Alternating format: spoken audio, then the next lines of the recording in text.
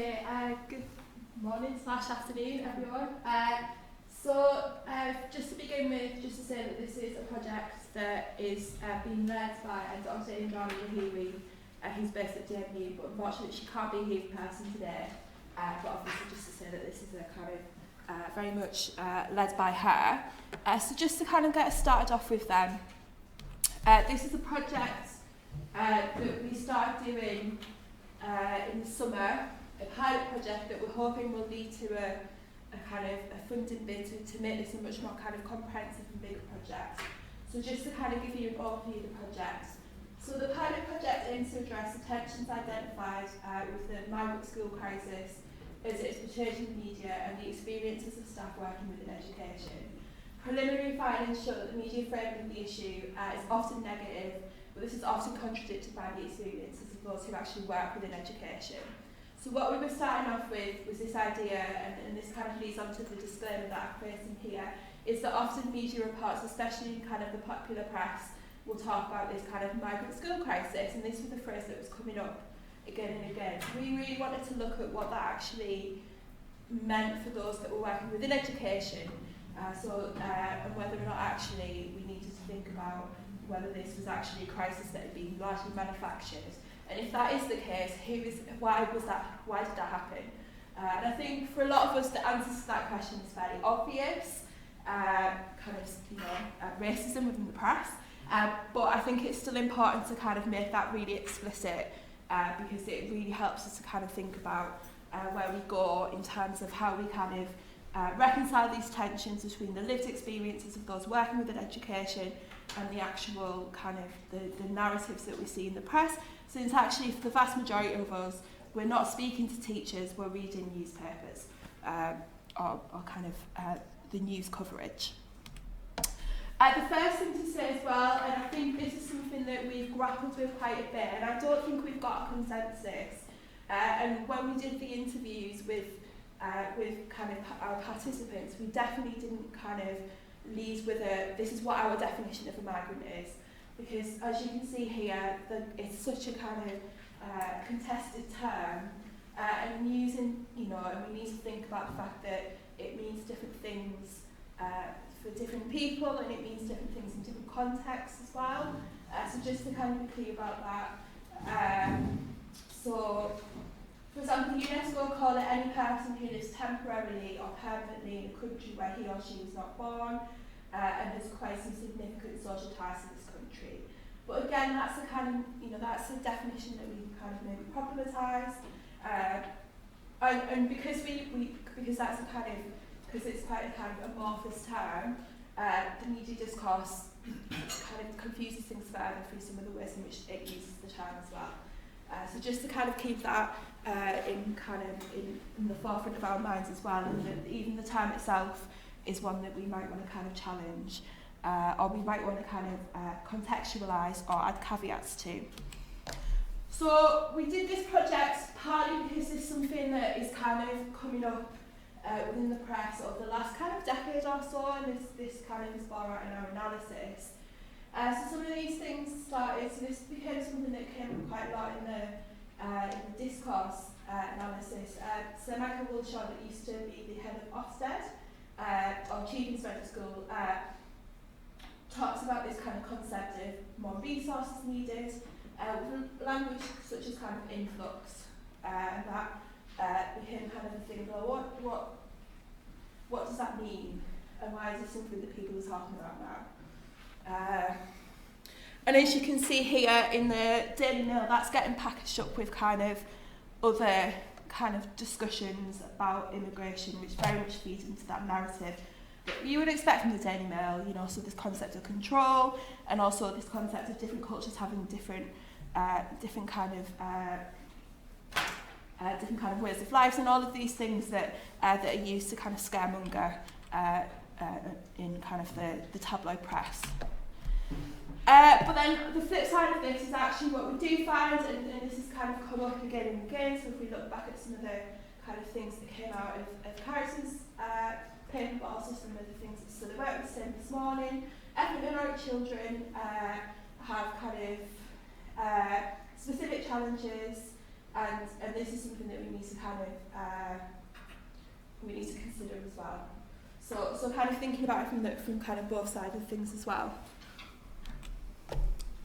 And then finally thinking about kind of the fact that actually some of the things that are happening within the kind of discourse around immigration actually is kind of easily debunked. So the kind of myth of kind of NHS pressure can be easily debunked. This idea that actually refugee children in particular find it quite challenging to have access to education.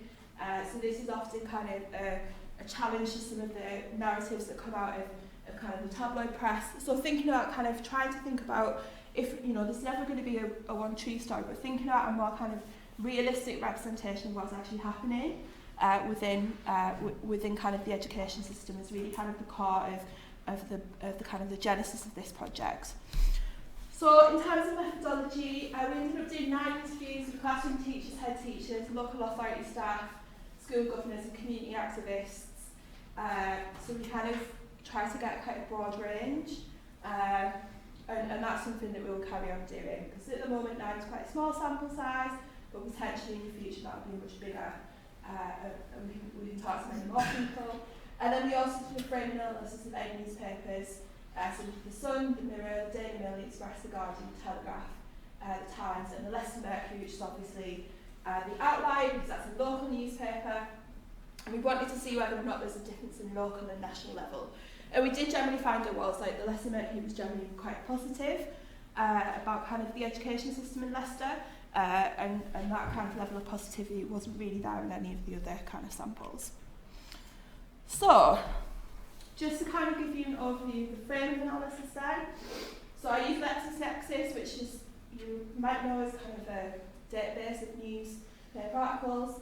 We had a 10-year period, so we started in 2009. The reason for that is that is the kind of the last year of the Labour government before the 2010 coalition, and we ended it this year. And obviously, in between that time, we've had kind of two governments.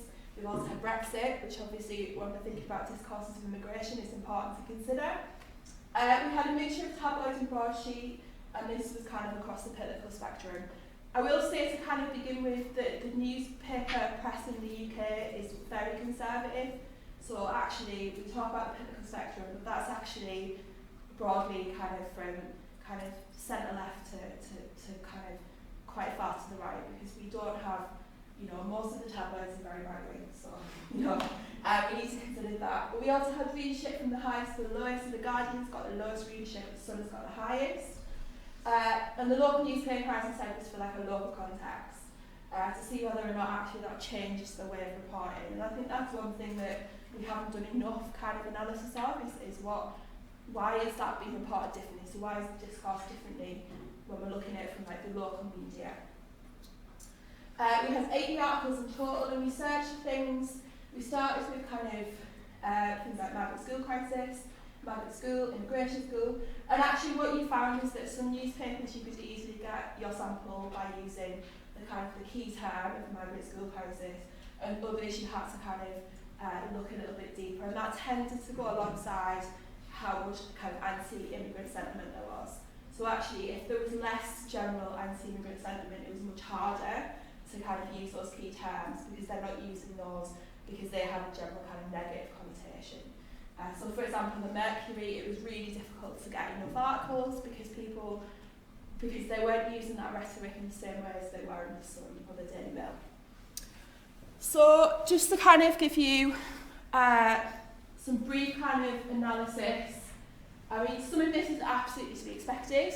I don't think anything, you know, I don't think I'm kind of going to be causing any great kind of surprise by saying that the Mail and the Express and the Sun framed the issue as negative. I don't think that should come as a surprise to anyone. The focus was on immigration as an issue. There was very little discussion of kind of funding within the context of kind of austerity, for example. So given that most of this is happening within the period of austerity, you know, this isn't being discussed in this narrative. But also alongside this, and again, this is something that I think we need to kind of pass out a little bit, There was also very much this sense of kind of competition. So you'll often get this discussion of kind of the overachieving migrant, this idea that white British children are kind of being left behind, which again, there's kind of something, I think, inherently kind of nationalistic going on there that I think I'd like to kind of be able to kind of be a bit more kind of critical of and think a bit more about. So you can see, just to go through some kind of key points, these are a couple of articles. So this one is from June 22nd, which is, as we all know, is the day before the EU referendum. And it, 570,000 EU kids in UK classes. Brexit influx will cost 29 billion. Similarly, 38,000 migrant school children die. And none of these numbers are ever contextualised. So that can seem like a big number if the total number is, 600,000. That would seem like a small number if the total number was 10 million. So there's none of that contextualisation going on there either, which I think is quite interesting. So yes, we get this focus on limited resources. Wider context of austerity is never alluded to, it's never really considered. And what I think, again, and this is something that in the kind of the next stage of the project we'll think a lot more about, often you'll get reference to smart boards. Often you'll get references to think tanks. So, for example, what came up a lot is Migration Watch, Balanced Migration, Taxpayers Alliance, with no kind of frame of the fact that these are essentially partisan groups. So these are saying things for a particular reason, and no conversation with school staff.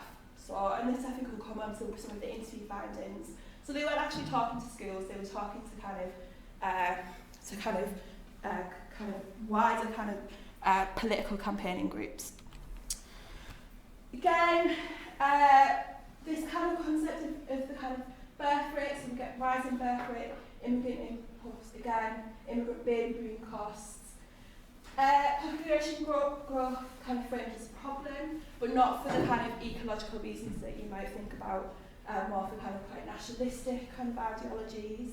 And I think a lot of this needs to be understood, as we've kind of heard a couple of times this morning, within the context of hostile environment. So I think this is kind of about kind of presenting immigrant children as kind of hostile, which is obviously, something that we need to kind of take issue with and challenge. And so a lot of this comes down to kind of othering language. So we get that quite a lot in those kind of framings. And then the flip side of that, and again, this is something that I think I'd like to come back to and do a little bit more kind of work on, is that we also get this idea of kind of gaps in achievement. And this actually came out in the interviews, but was generally framed as quite positive, or at least kind of not as problematic as it is here. So, for example, schools with migrant peoples trounce the white British, school lifted by migrant. And we see a few kind of things coming out here. The language of competition, so it can't just be that all children are doing well, it has to be kind of, we have to think about intended league tables almost. Also the use of white British racialises kind of Britishness, because not all British people are white, which goes without saying. And there's also something about the kind of way in which class is brought into this as well. So class is only ever really described if we're talking about white British working class children. So class is never brought into the discussion when we're talking about kind of children, children of colour. So we can see how again that gets used in the kind of press to kind of create these kind of false dichotomies, which can often be used to kind of stoke kind of anti-immigrant sentiment. So that's kind of where we were at when we went and started doing the interview. So we kind of had this idea of this is what was happening in the press. And so when we started the interviews, we really wanted to see whether actually that is reflected. And what we found is generally not at all. So every time we kind of talked about, we usually brought in a selection of press cut-ins and said, what do you think of these? And for the vast majority of people, they kind of just said, well, that doesn't really reflect what's happening. That's not really what's going on. So the concept of crisis was pretty much rejected completely. In one case, which I thought was quite interesting, is that the concept of, so this was a school that has a kind of a large immigrant population and has done for some time. And what they actually is one of the good things about having that is that you don't have the kind of homogeneity that you do in some schools, and actually it means that we can talk about other kind of aspects of kind of diversity. So we're not just talking about it in terms of ethnicity or kind of nationality, but we also can talk about it in terms of kind of like sexuality or kind of or like gender expression. So actually they said that actually for them it was almost like part of the kind of learning experience for the children in the school was the fact that they weren't all coming from the same place. And one of them actually compared it to their own child who goes to a Leicestershire school, and said actually for them, most of their peers are just like them, and actually that's not necessarily a good thing. We did ask them whether they talked to the media, and they said no. Some of them said they never get asked. Some of them, especially schools, it's quite difficult, so I don't want to kind of say too much to eyes because one of the schools is quite specific, so it's quite hard for me to say too much about it because I'm very obvious who I'm talking about. But they said actually any dealings they had with the school, because of the kind of school they were, was always negative, and so they were very distrustful of the media. And so this was an issue, especially in schools within migrant communities. And then if you did talk about Leicester specifically, and talked about the fact that Leicester's obviously reputation as a kind of multicultural city was something to kind of consider, and this was also kind of brought out within the media framing as well. So that's kind of where we're at. So in terms of ideas to be developed, and I think this is where I'd be really interested,